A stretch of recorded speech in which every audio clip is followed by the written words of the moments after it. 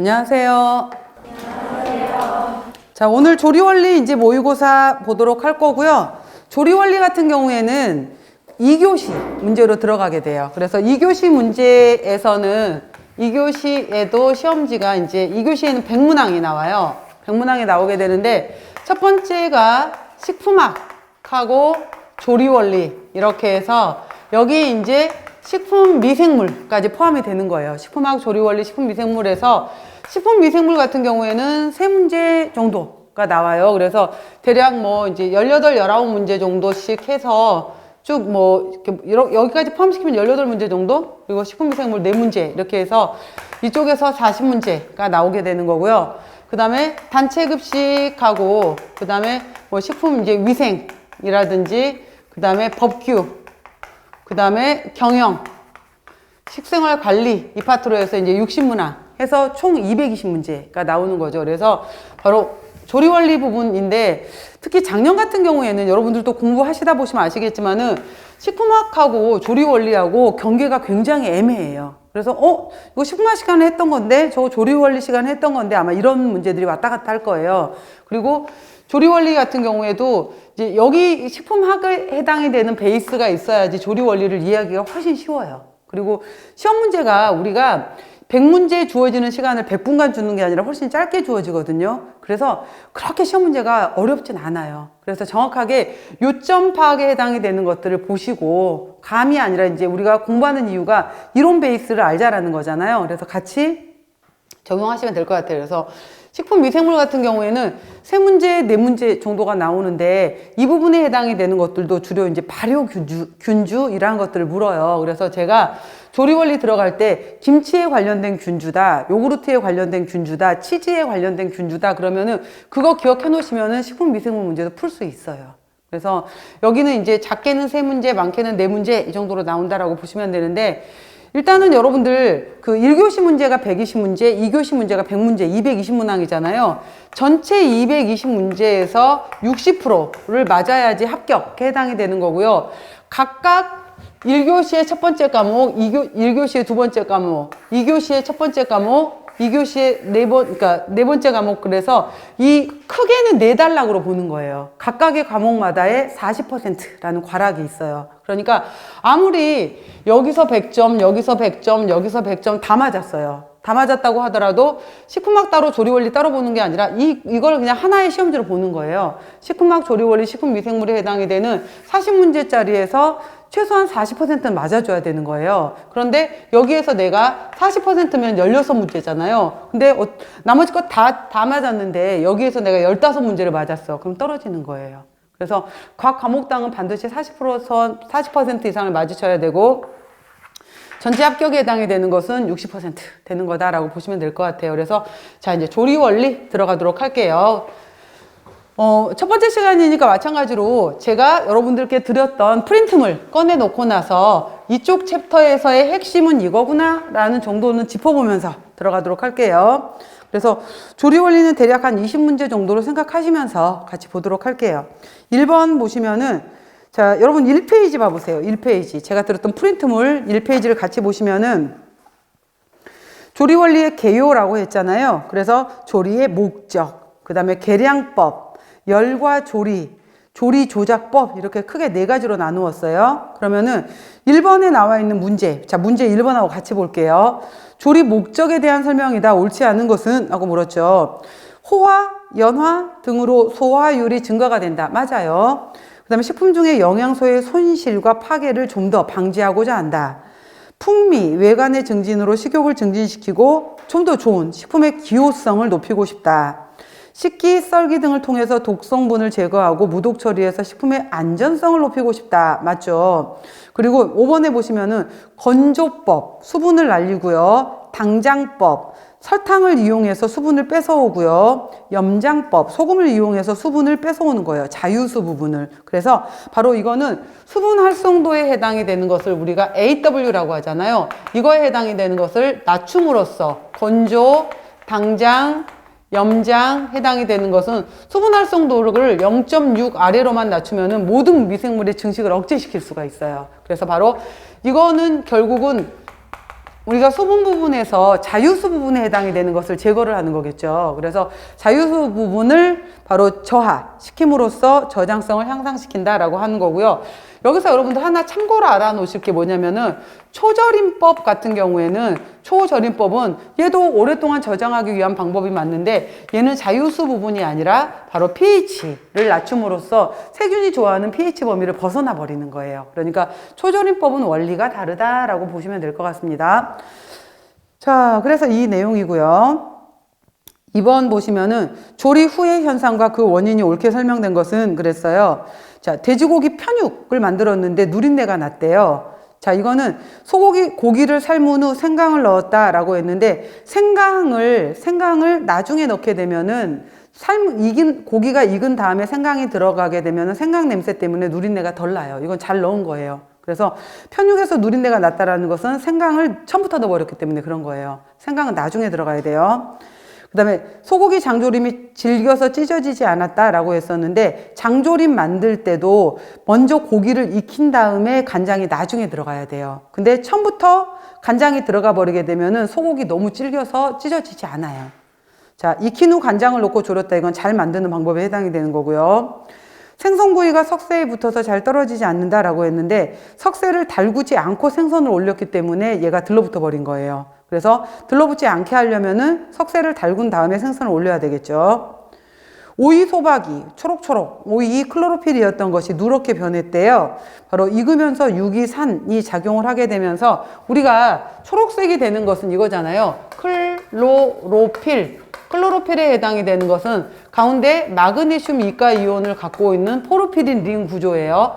여기에서 산이 작용을 하게 되면은 바로 마그네슘이 떨어져 나가고, 잘 기억하세요 여러분들. 마그네슘이 떨어져 나가고 여기 자리에 수소가 들어가는 형태로 바뀌어 버리게 돼요. 그러면 여기 클로로필 초록색이었던 것이 바로 페오피틴이 되면서 녹갈색으로 변한다라는 거예요. 그래서 페오피틴이고 여기에서 더 산이 진행이 되면은 녹갈색이었던 것에서 페오피틴은 그나마 녹색을 갖고 있는 녹갈색이었었는데 아예 누렇게 떠버리는 갈색으로 가버려요. 이때를 우리가 페오포비드가 되었다라고 하는 거예요. 그래서 클로로필에서 페오피틴, 페오포비드 이렇게 순서대로 간다라는 것도 봐놓으세요. 클로로필, 페오피틴, 페오포비드.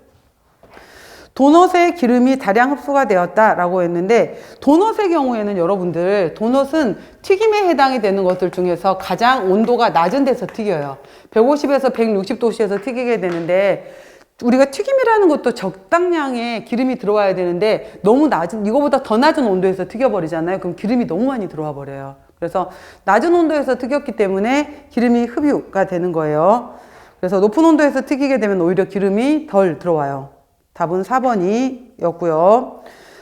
3번 보시면은 마이크로웨이브 오븐, 전자레인지 말하는 거예요. 전자레인지에 대한 특징으로 옳은 것은 전자레인지는 극초단파 내부에 마그네트론이라는 장치가 있어요. 그래서 식품이 자기가 갖고 있는 수분을 이용해요. 그래서 내부 마찰열로 가열되는 방식으로 식품의 중량 감소가 쉽게 일어나요. 그래서 전자레인지에서 이용했던 것들은 나중에 금방 딱딱해져 버리잖아요. 그게 자기 수분을 이용했기 때문에 그런 거예요. 전자레인지에서 조리한 고구마는 삶은 것보다 산화효소 실알로 색이 곱게 유지되고 단맛도 높다라고 했는데 아니에요. 맛 없어요.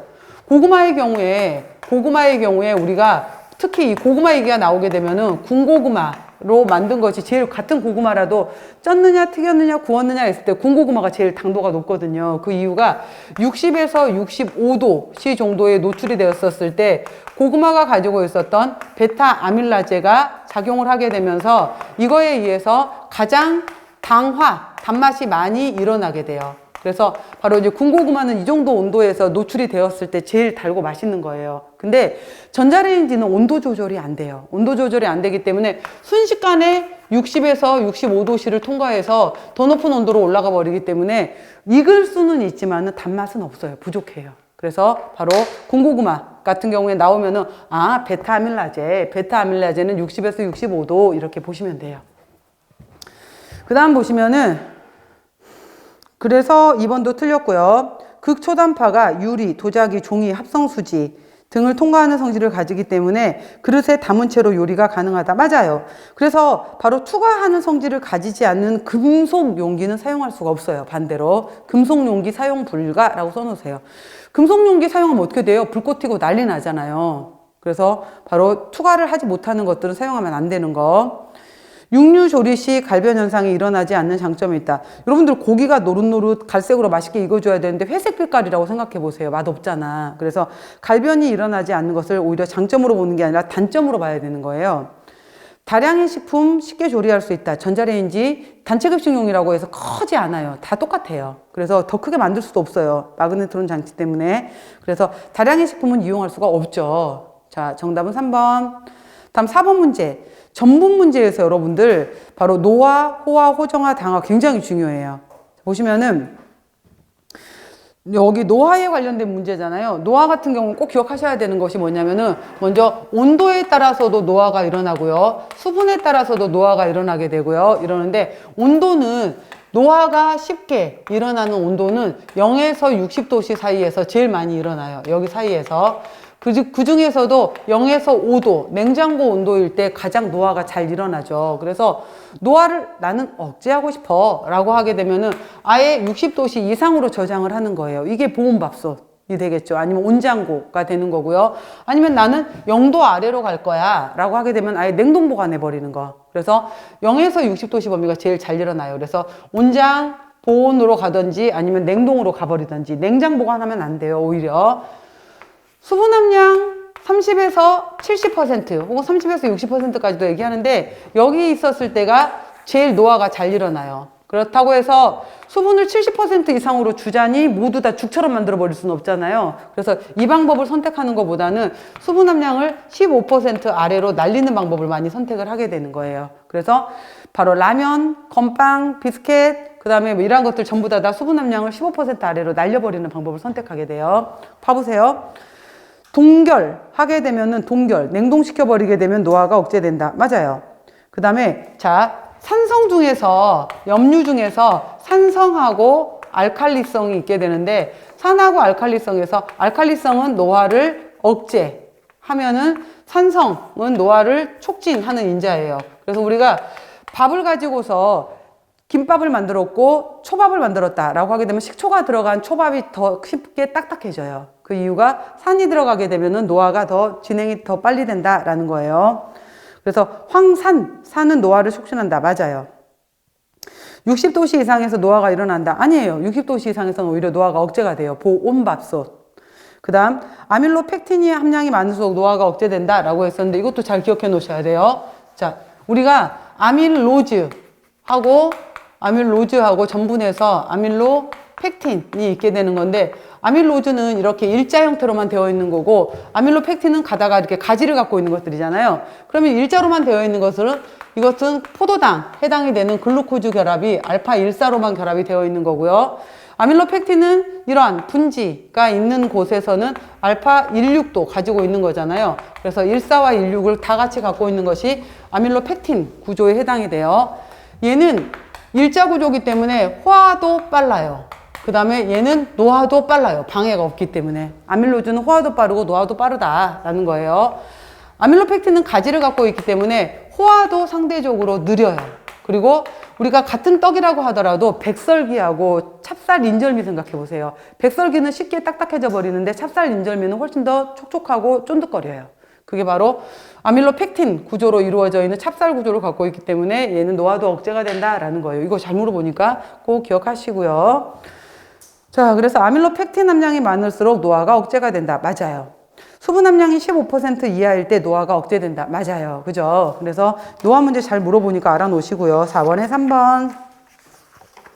다음 5번 보시면은 쌀을 도정할수록 그 비율이 증가하는 것은? 라고 물었잖아요. 이 말이에요. 우리가 쌀이 이렇게 이제 벼채로 있었어요. 그랬을 때 겉껍질을 벗겨낸 것을 우리가 현미라고 하게 돼요. 그럼 현미 같은 경우에는 바깥쪽에 해당이 되는 겨층도 갖고 있게 되고요. 쌀 눈에 해당이 되는 배아 부분도 갖고 있어요. 그래서 이 겨층하고 배아를 하나도 깎아내지 않은 것이 현미예요. 그리고 다 깎아버렸어. 다 깎아버려서 이렇게 다 깎아서 이런 형태를 갖고 있는 거.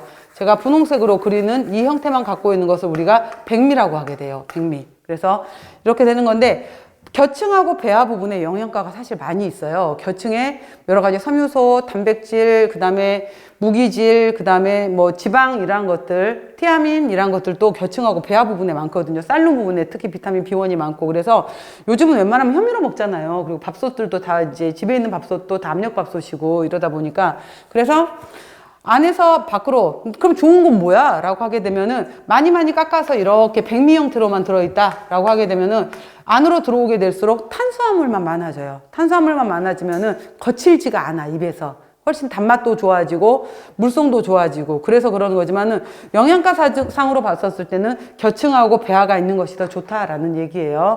봐보세요. 그러면은 쌀을 도정할수록 그 비율이 많이 도정할수록 백미만 남을수록 이 뜻이에요. 많이 도정할수록 그 비율이 증가하는 영양소는 뭐가 돼야 될까요? 탄수화물 이렇게 와야 되겠죠. 답은 5번. 자, 전분의 당화 과정을 이용해서 만든 음식은 그랬잖아요. 자, 이거 문제 물어봐요. 작년 기출 문제였었고요. 이렇게 보시게 되면은 전분에서 우리가 호화가 이루어져 있었다. 노화가 이루어져 있다. 당화가 이루어져 있다.